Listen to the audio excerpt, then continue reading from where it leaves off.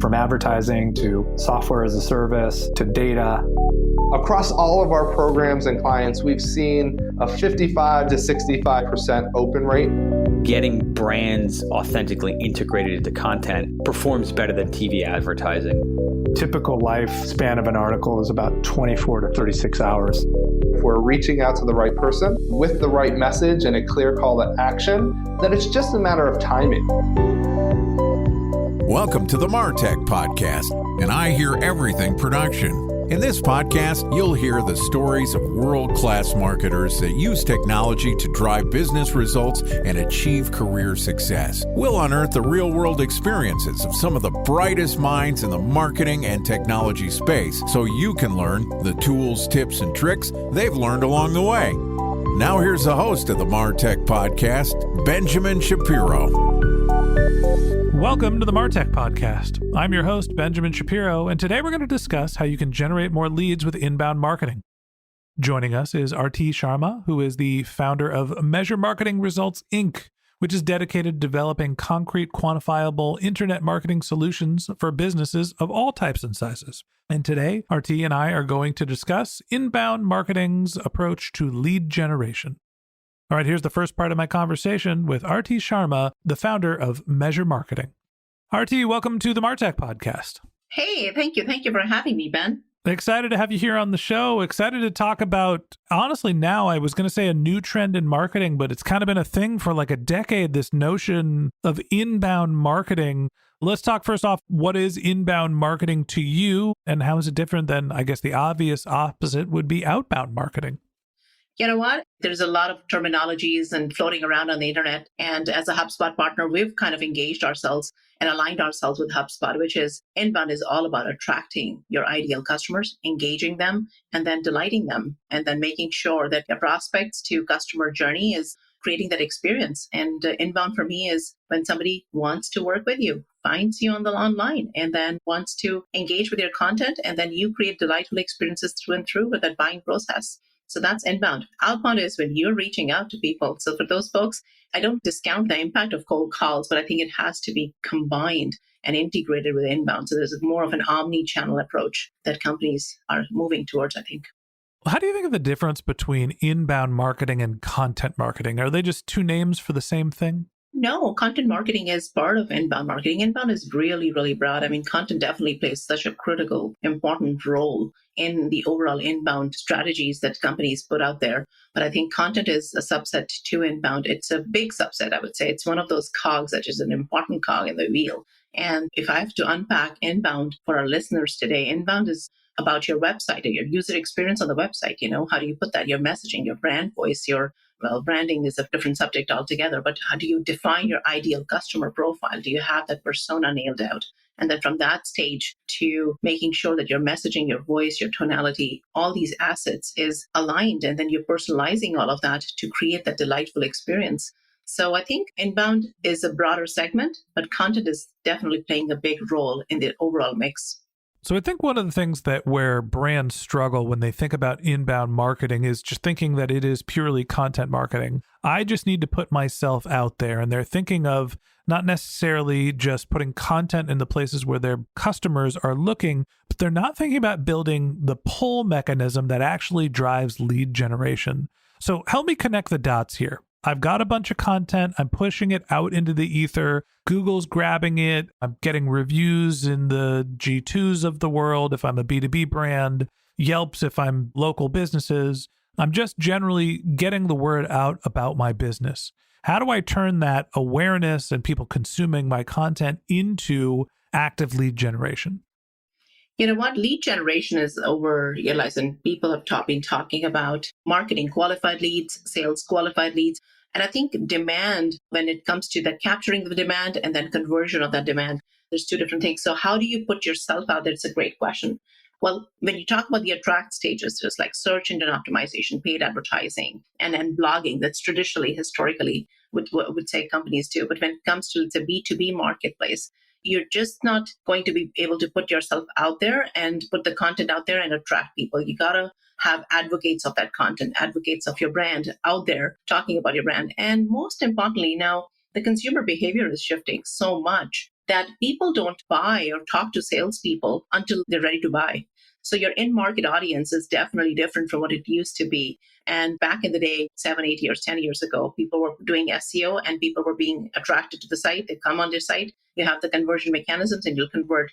Today, I think you got to go the extra route and then a different route has to be taken. You got to put yourself out there and then keep the engagement levels high. Keep putting really good content and personalized content for those audience segments to probably remember you. And then the brand touch point would probably initiate when they're ready to buy and when they're in market, they'll think of you. So I think that's my take on overall attract phase.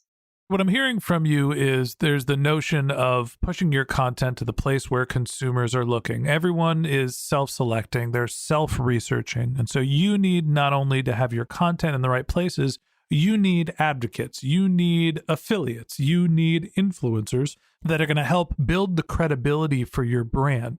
I feel like there's a missing component that we haven't talked about yet when it comes to inbound, which is this idea of, great, somebody is going to run into an advocate from my brand. They're going to read my content, they're going to learn about it, and they're going to come and they're going to do some research, and maybe they'll even get to my website. Wonderful. Now I get a little data on them, but how am I actually going to keep them around or stay in front of them until they are in market, the nurture phase?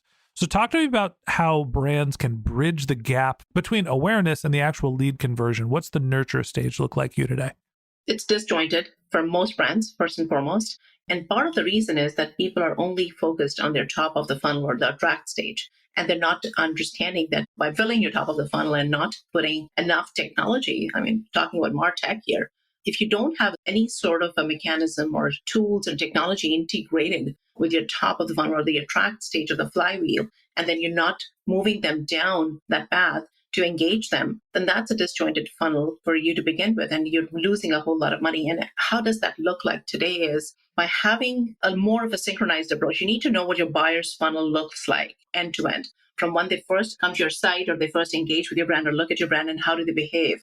And even if you don't know what about your product and services, you need to know about your ideal customers' overall buying patterns. And then you need to integrate a technology. I think the single source of truth is missing in organizations. People are using a whole lot of technologies to kind of bring them to the website and nurture them into a CRM, but then they don't have a nurturing platform or an email marketing platform or any kind of sequences or workflows built into their overall sales cycle. And I think that is something that we come in and just as organizations and agencies could possibly help businesses. So I think there's a disjointed effort on how do you take that data and then take that data into your overall marketing and your sales handoff, because marketing is bringing that data to you and those people to you, but then it has to have a sales handoff. And that is that engagement piece where marketing and sales have to speak to each other. I'm going to wax poetic here for a second about podcasting, obviously, because it's a medium that I believe in. I've dedicated most of my career to it at this point. But there is that middle stage. You mentioned, great, you're going to get someone, you're going to get some contact information, you could CRM them, and you can send emails. Well, most of the time, those emails are not going to be very compelling. You're going to get a high unsubscribe rate because guess what? People don't want to know what's up at X, Y, and Z company. Now, if you can move them beyond just, hey, I'm going to give you infrequent updates about why you should buy my products and services, to I'm going to provide information that's useful to you in a format that is not specifically salesy or self-promotional, well, now you've got an opportunity to stay in front of your customers. That's the reason why I love podcasting so much is, hey, are you interested in CRMs and you're in the market for this type of solution? Great. Here's a podcast that talks about inbound marketing, and this is something that's good for you to listen to stay in the know. Well, that's a little bit of an easier sell to stay in front of the customer than it would be if you're just trying to get them to subscribe to the inboundmarketingco.com's newsletter. Maybe I'm wrong. No, you're absolutely right. I mean, that example that I gave is just one piece of the content. I think there's a different level. You need to know your customers. How do they consume content?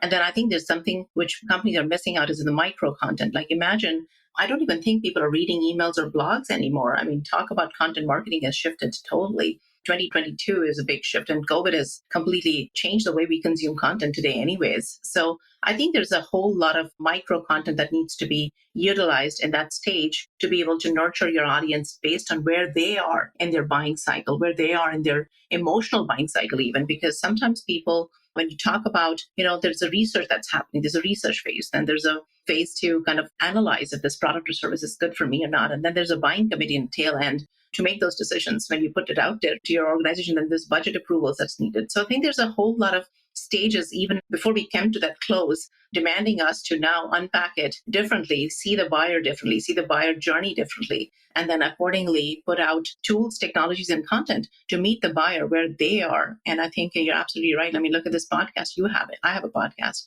And those are all micro content pieces to accelerate or probably move them from point A to point B.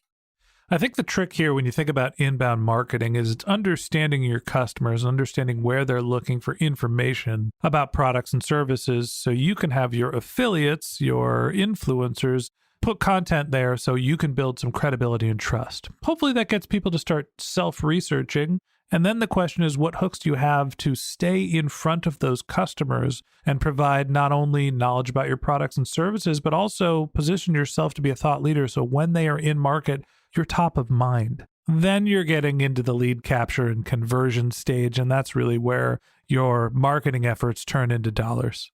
Totally. And you're bang on this one, because at the end of the day, you don't want to be down the throat of your buyers when they're just probably researching. They've not even made up their mind they want to contact you or not, right? Let alone if this is the right service or product for them. But you definitely want to fill that pool of potential customers and stay top of mind and relevant. But one thing I will add is, it's not about building any kind of content. You have to build really good quality content today. There's so much content out there. Like internet is flooded with all sort of content. How do you make sure that you have relevant content? You have to understand your customers really well to make sure that you're speaking to them at each of those stages and those emotional stages when they're evaluating product and services. So good, relevant content is key here. It's always the central theme of this podcast. The more you understand your customer, the better you will be able to use technology to find them, present them with the right information, and get them into your funnel. And that wraps up this episode of the MarTech Podcast. Thanks for listening to my conversation with Arti Sharma, the founder of Measure Marketing.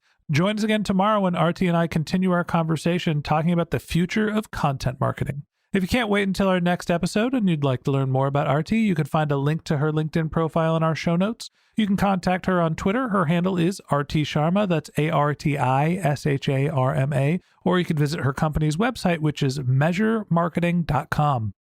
Just one more link in our show notes I'd like to tell you about. If you didn't have a chance to take notes while you were listening to this podcast, head over to martechpod.com where we have summaries of all of our episodes and contact information for our guests. You can also subscribe to our weekly newsletter, and you can even send us your topic suggestions or your marketing questions, which we'll answer live on our show. Of course, you can always reach out on social media. Our handle is martechpod, MARTECHPOD, on LinkedIn, Twitter, Instagram, and Facebook, or you can contact me directly. My handle is Ben J. Shap, BENJSHAP.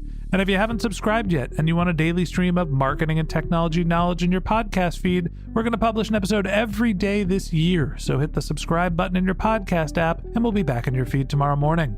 All right, that's it for today. But until next time, my advice is to just focus on keeping your customers happy.